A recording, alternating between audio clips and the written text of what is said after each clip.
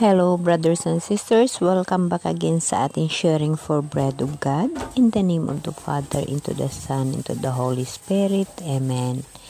Lord Jesus Christ, nagpapasalamat ako sa iyo sa mga pagkakataon na ibinigay mo sa akin sa mga ganitong bagay na ako ay nakapanaliksik at nakapag-aral ng mga nakasulat sa Bible at aking sinasaliksik ang mga bagay na dapat ko unawain tungkol sa iyong mga utos.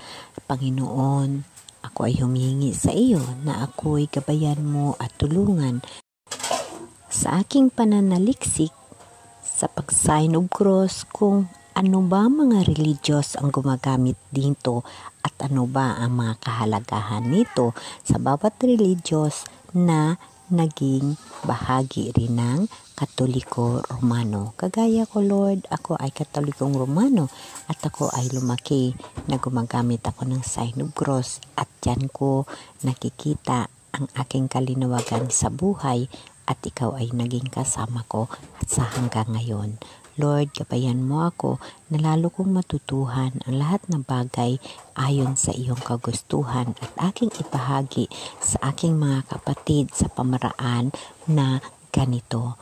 Maraming salamat, Panginoon, sa iyong paggabay at sa iyong pagtulong araw-araw sa akin, lalong-lalo na sa aking paggaling at sa mga pagpadala mo sa mga tao na iyon ay tutulong sa akin. Lord, maraming salamat. Brothers and sisters, so, magbigay muna ako ng konting reflection lang na sa akin. Ako ay isang stroke survivor at mahirap lang din ako. Kung sa financial na mga bagay, wala ho ako noon. Kulang ho ako. Ngunit, dahil sa panampalataya ko sa mahal na Diyos at pagtitiwala ko sa mahal na Diyos, ang mga pangangailangan ko, kahit kulang ako sa gamot, kulang sa medication, ay nanatili akong lumalaban dahil nananalig ako sa mahal na Diyos na ako ay tutulungan. At nangyayari nga ho yun, brothers and sisters, ako ay tinutulungan ng mahal na Diyos at dumating ho ang punto na kailangan ko yung mga bagay na medication, ang mga gamot ko, hindi ko na ho mabibili. So, ang mahal na Diyos, dahil sa panampalataya ko, dahil sa pagtitiwala ko sa Kanya, napakaganda ho ang mga bahagi na nangyari sa buhay ko dahil sa mahal na Diyos at sa aking paniniwala at sa aking pagtitiwala sa Kanya.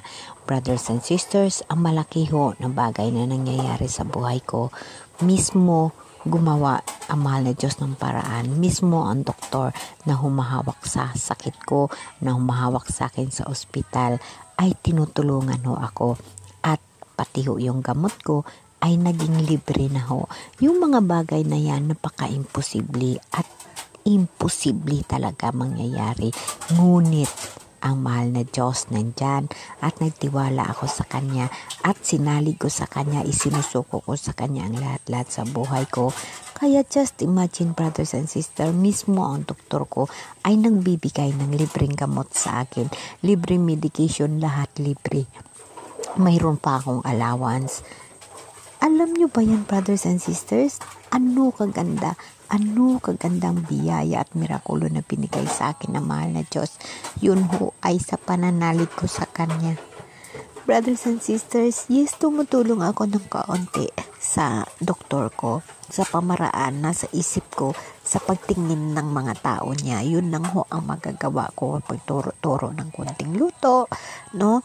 Ngunit, napakalaki ang bagay na ibinigay sa akin ng mahal na Diyos, na mismo siya pinadala niya ang doktor para sa akin sa gamot ko. Just imagine, brothers and sisters, no? Ang gamot ko, sa loob ng aking doktor, may allowance pa ako. Ganon. Ang isang nanampalataya at nagtitiwala sa mahal na Diyos, ganon si Jesus magmahal sa kanyang mga tao, sa kanyang mga alipin, sa mga tao na naniniwala sa Kanya at nagtitiwala at buong sumusuko sa Kanya. Ganon ang mahal na Diyos tumulong. Kaya nga, mga kapatid, bakit magpakahirap tayo sa buhay natin sa mga trials, no? Di ba? Napakaraming trials sa mundo. Huwag tayong magpakahirap. Iasa natin kay Lord, sabayan natin ng ating panampalataya, pangamuyo, paggawa ng mabuti at paggawa ng maayos para ang mahal na Diyos, step by step din siya na bibigay ng gabay sa buhay natin. Ganon ho ang mararanasan natin na mga alipin ng mahal na Diyos, na mga tao na nagtitiwala at sumusuko sa mahal na Diyos. Siya mismo ang magbibigay ng ating pangangailangan na yun ho ay napaka-imposible ngunit posible ho para sa Kanya. Para sa akin, ang mga nangyayari sa buhay ko dahil sa paniniwala at pagtitiwala ko kay Ginoong Hesukristo nga Diyos, nga siya ang akong tagapagligtas, siya ang aking Diyos at siya ang aking inaantay sa pagbabalik upang maghukom sa ating mga katauhan sa buhay man o patay. Tatandaan natin lagi, brothers and sisters, na darating ang araw na ang mahal na Diyos magbalik upang tayo ay kukunin, hukman ho tayo. At mayroon ho siyang Jerusalem, bagong kaharian ay handa sa mga taong magtatagumpay, sa mga taong nanampalataya at natitiwala sa Kanya ng lubos. Kaya yun ho, brothers and sisters, ang ating pangarapin na magtagumpay tayo sa laban natin sa buhay. Paano tayo magtagumpay sa laban natin sa buhay? Kailangan ho natin labanan ng mga trial sa mga pangyari sa buhay natin na kasama ang mahal na Diyos. Isama ho natin siya. Huwag ho tayo mag-complain, huwag ho tayo magtanong. Tanggapin ho natin ang bawat kasakit, ang bawat trial, ang bawat hirap sa buhay na kasama ang mahal na Diyos.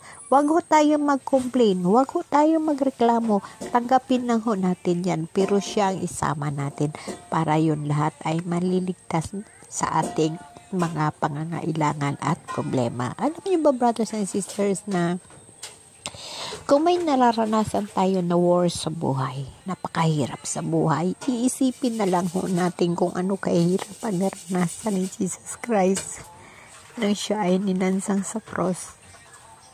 At kung ano kahirap ang pagpasa niya sa cross patungo sa kanyang kamatayon. Ganon hiron tayo. Pag yun ho ay maalaala mo at yun ho ay maisip mo, yung mga trials na nangyayari sa buhay mo, kamalingking lang ho yun, brothers and sisters, wala pa ho yun sa hirap ng mahal na Diyos. Kaya once na maisip mo yun, nawawala ho ang bigat at nawawala yung hirap ng loob mo, ng sitwasyon mo. Dahil na ang Espiritu ng mahal na Diyos ay tumutulong sa iyo. Lagi nating tatandaan na kung ano man yung hirap na nararanasan natin, isipin din natin si Jesus Christ kung paano niya tayo niligtas sa kasalanan sa pagkamatay sa cross. Kaya para sa akin, ang sign of cross, ang cross ay daladala ko sa buhay ko. Kasama ko lagi ang mahal na Diyos. Para sa akin, ang pag-sign of cross, isa sa aking bahagi sa buhay ko sa pagharap ng mga trials sa mundo. Kaya nga, brothers and sisters, yung buhay natin sa mundo, kailangan nating magkaroon tayo ng isang armas sa buhay na yun yung armas sa buhay na hindi natin lagi makakalimutan ng mahal na Diyos. So para sa akin, yung ba sa sign of cross, isa ho sa mga armas na ginagamit ko upang araw-araw ay makasama ko ang mahal na Diyos. So brothers and sisters, may isi-share ako sa inyo kung kayo ay mayroong idea sa tinatawag na ortodoksiya at ang katolismong Romano ay parehas silang gumagamit ng sign of cross, no? Itong reliyon ng ortodoksiya ay gumagamit rin sila ng sign of cross. So, sa pananaliksik ko, ito ay na-video ko na rin sa unang mga video ko. Gusto ko talagang mauunawaan kung bakit magkaiba sila samantala na parehas rin yung kanilang paniniwala. Ngunit mayroon mga ibang bagay na magkaiba sila. Halimbawa lamang, babasahin natin o alamin natin yung mga bagay na ito. Ito ay ayon lamang sa aking natutuhan at aking na pananaliksikan sa sariling ay pagsisearch ko or pag-aaral ko, no? So, sabi ko, ano ang pinag-iba ng Katoliko Romano at Ortodoksiya? So, ang Katolismong Romano at Ortodoksiya ay dalawang pangunahing sanghay ng Kristyanismo na may iisang pinagmulan, ngunit nagkahiwalay sa paglipas ng panahon, no? So, ibig sabihin, isa lang ang pinagmulan nila, ngunit nagkahiwalay sila sa paglipas ng panahon. So, halimbawa, ito yung kanilang pinagkaiba sa tinatawag na pinuno ng simbahan. Pero ito sila ay parehas silang nag-sign of cross, ano? Pero nagkahiwalay sa paglipas ng panahon. Ang pinagkaiba nila, ang Katoliko Romano, ang Papa sa Roma, ang itinuturing na pinuno ng simbahan at ang halili ni San Pedro. So, yun yung paniniwala namin na mga Katoliko Romano. Ngunit yung Ortodoksiya, hindi kinilala ang otoridad ng Papa sa Roma, sa halip ang Patriarka ng Constantinople, ngayon ay Istanbul, ang tinuturing na first among equal. So, ganyan yung pinagkaiba nila sa mga pinuno. Kasi yung Katoliko Romano sa simbahan, yung Santo Papa, no? Yung kahalili ni San Pedro. Samantala ang Ortodoksiya, ito ay sa Patriarka ng Constantinople, no?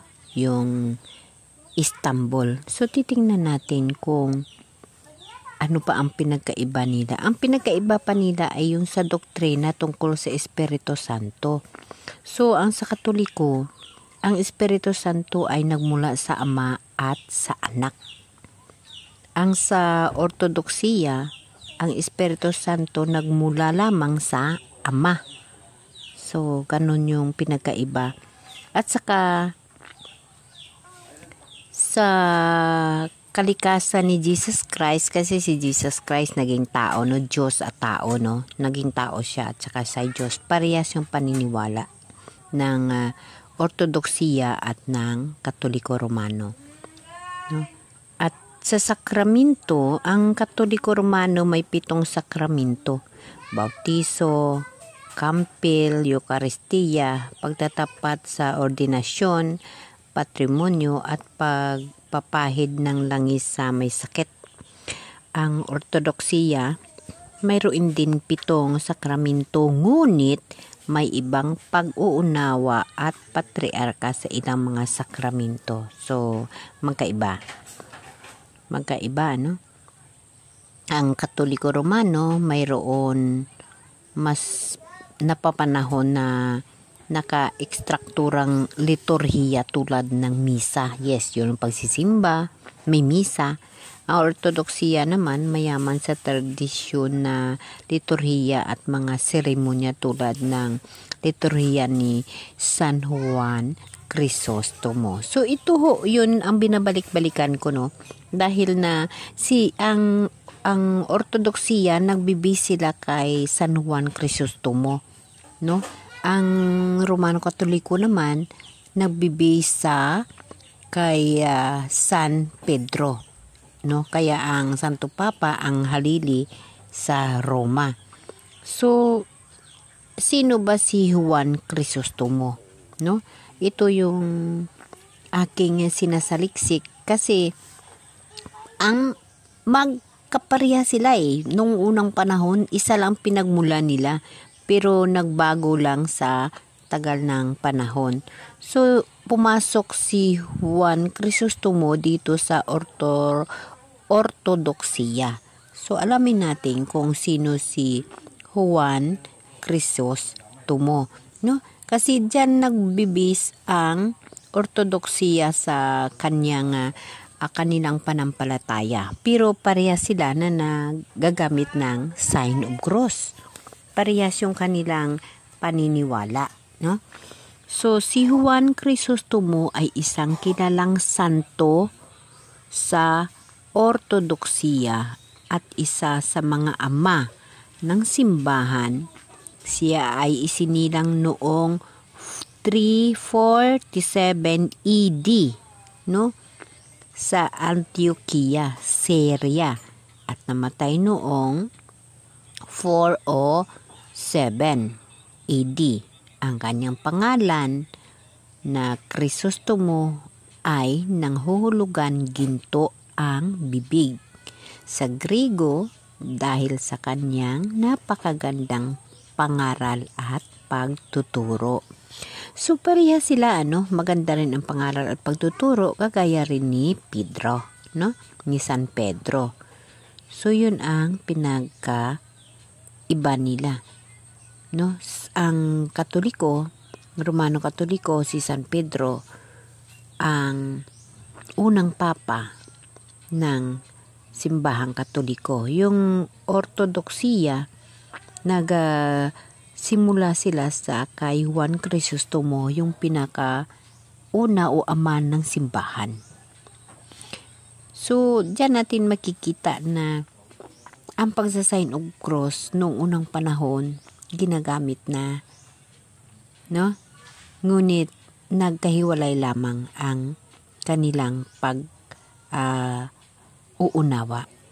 So, ito yung mga bagay pa kay Juan Crisostomo. Bilang isang ama ng simbahan, si Juan Crisostomo ay may mahalagang papel sa paghubog ng teolohiya at liturhiya ng ortodoksiya. Ang kanyang mga sulat at pangaral ay patuloy na pinag-aralan at ginagamit sa mga simbahan ng ortodoksiya. Ortodoksiya, si San Juan Crisostomo ay inipintakasi bilang isang modelo ng isang tunay na pastor at tagapangaral ng salita ng Diyos. Ang kanyang buhay at mga turo ay patuloy na inspirasyon sa mga nanampalataya ng ortodoksiya. So, napakaganda rin ang kanilang mga kasaysayan. So, bawat simbahan kasi may kanya-kanyang mga kasaysayan. Ngunit, siyempre, pumasok lang sa isip ko na sino ba ang gumagamit na mga religious sa sign of cross. So, ito siya ang Romano Katoliko at yung ortodoksiya.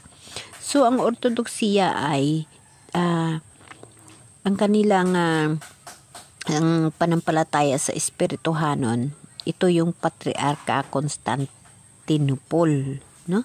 Constantinople. Ano ba ang Patriarka Constantinople? Isang espiritual na pinuno ng silangan ortodoksong simbahan na may luklukan sa Constantinople, ngayon ay Istanbul, Turkey. Sa Istanbul, Turkey pala. Ang Patriarka ng Constantinople ay tinuturing na first among equal, unang katulong sa mga pinuno ng mga simbahang ortodokso sa buong mundo. Ang Patriarka ng Constantinople ay may mahalagang papel sa ortodoksiya dahil siya ang espiritual na pinuno ng mga ortodokso sa buong mundo. Siya ang tagapagpahayag ng doktrina ng ortodoksiya at nagbibigay ng mga patnubay sa mga isyu ng panampalataya. Siya ang tagapag-ugnay ng mga simbahan ng ortodoksiya sa buong mundo.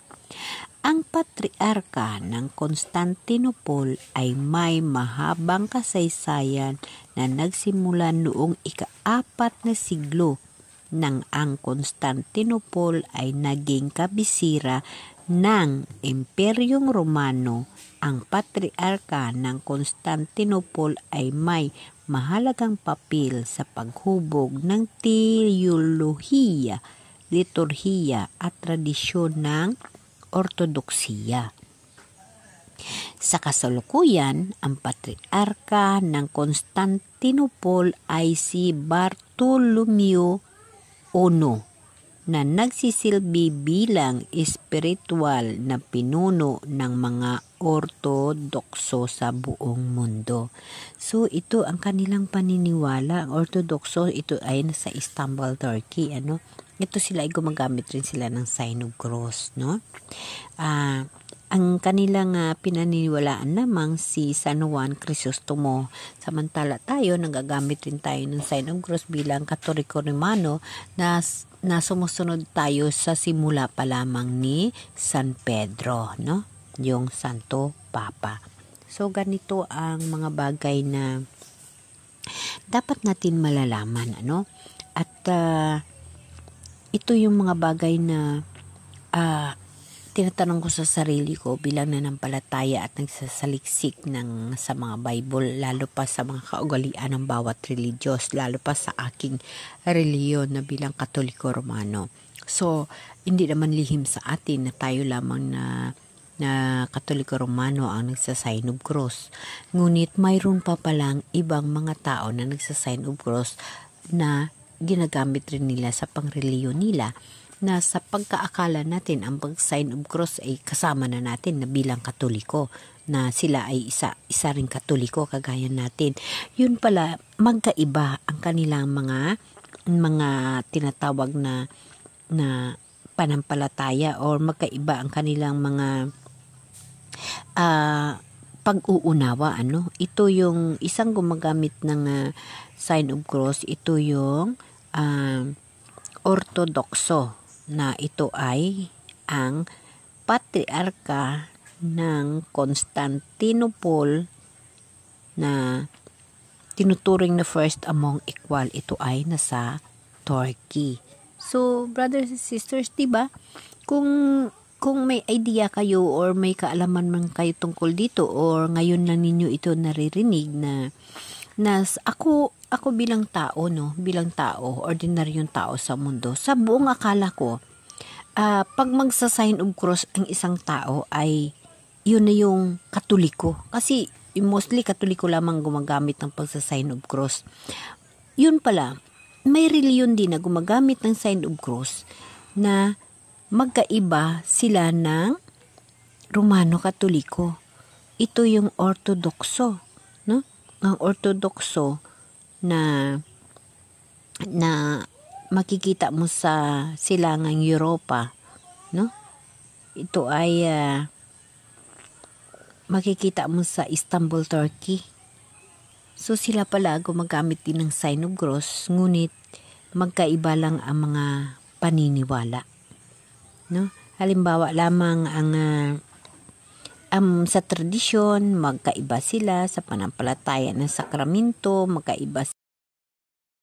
So brothers and sisters, akala ko noon Katoliko lamang gumagamit ng sign of cross. Yun pala, gumagamit rin yung Ortodokso.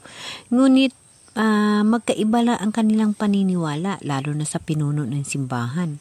Ang Ortodokso, iba yung paniniwala nila, Nagsimula sila sa kay San Juan Crisostomo, samantala yung simbahang Katoliko, ang Papa sa Roma, ang tinuturing na pinuno ng simbahan at ng halili ni San Pedro, Samantala ang Ortodokso, hindi sila naniniwala niyan. Ang pinaniniwalaan nila ang kanilang Patriarka